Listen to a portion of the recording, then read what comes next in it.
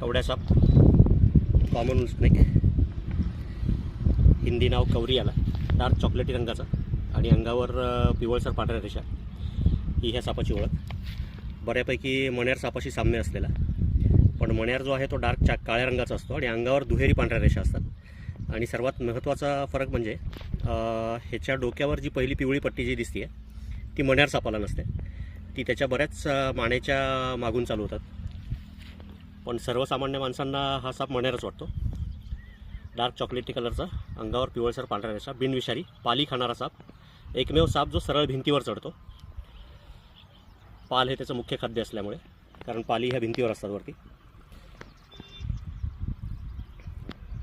कवड्या, Hindi नाव कवरियाला.